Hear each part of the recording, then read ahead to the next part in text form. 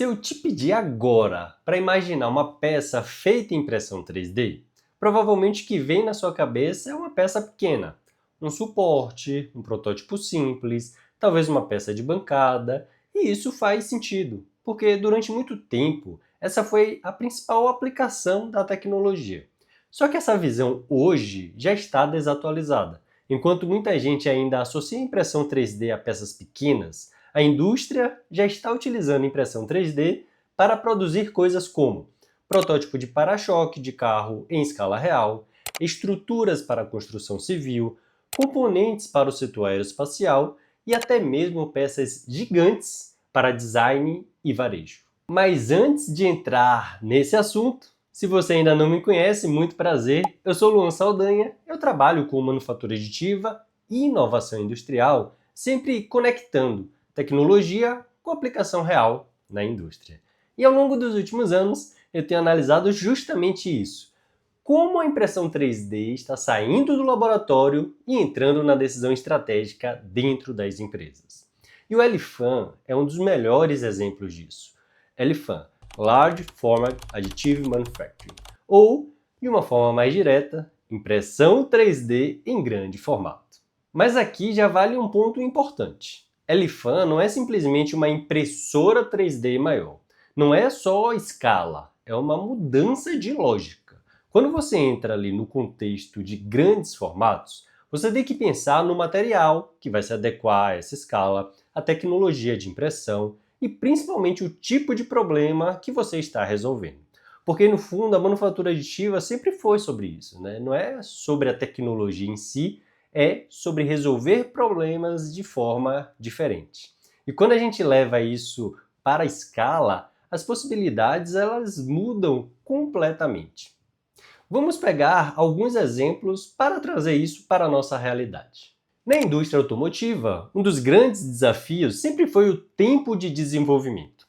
Criar um novo veículo envolve ali uma quantidade enorme de validações, e muitas dessas validações dependem de peças físicas. Agora imagina, né? Você precisar validar o design de um para-choque, ou de um painel interno, ou até mesmo de uma estrutura externa do veículo. Com o LFAM, você consegue produzir esses protótipos em escala real, sem precisar passar por processos que eram realizados anteriormente ou até mesmo eram muito difíceis de serem feitos. Isso vai acelerar o ciclo de desenvolvimento. Então você testa mais rápido, erra mais rápido, ajusta mais rápido e toma essa decisão mais cedo. E isso, do ponto de vista estratégico, é gigantesco. Agora indo para a construção civil, que é um setor historicamente pouco produtivo em termos ali de inovação, a impressão 3D em grande formato ela começa a aparecer como uma ferramenta interessante nesse setor. Aqui o foco não é só velocidade, mas também padronização, redução de desperdício e possibilidade de criar geometrias que seriam complexas com métodos tradicionais. Não significa que vai substituir a construção convencional, mas começa ali a abrir algumas possibilidades, né? Então, principalmente em contextos específicos. Habitação modular, projetos personalizados, ambientes controlados e o mais interessante é que isso começa a mudar não só o processo, mas o próprio modelo de negócio. Agora, no setor aeroespacial, o jogo é outro. Aqui a palavra-chave é otimização. Redução de peso, eficiência estrutural, otimização e integração de componentes e capacidade de testar soluções rapidamente. E mesmo quando a peça final não é produzida via LFAM, a tecnologia entra forte na fase de desenvolvimento.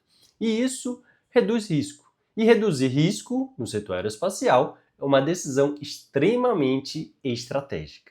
Agora trazendo para um contexto que muita gente não associa com a indústria pesada: design e varejo.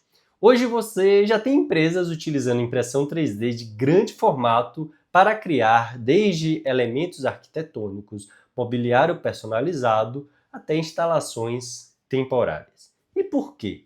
Porque a lógica não é escala de produção, é diferenciação, é velocidade de execução, é liberdade criativa e isso conecta diretamente com o valor da marca. Mas agora vem a parte mais importante de toda essa discussão. Elifan não é solução para tudo. E esse é um ponto que muita gente erra. Principalmente quando entra ali no hype da tecnologia. Impressão 3D de grande formato não vai substituir processos tradicionais de forma ampla. Ele não compete diretamente com tudo. Ela entra como uma ferramenta estratégica para contextos específicos, para problemas específicos e normalmente em etapas específicas do processo, seja no desenvolvimento, na validação ou em aplicações onde o custo do ferramental não faz sentido. E é aqui que está o ponto mais importante. A pergunta certa não é: dá para fazer isso em impressão 3D? Porque quase sempre a resposta vai ser sim, dá. A pergunta certa é: faz sentido fazer isso em impressão 3D? E essa é uma pergunta de engenharia, mas também é uma pergunta de negócio, porque vai envolver ali custo, tempo, escala, complexidade e principalmente impacto na decisão.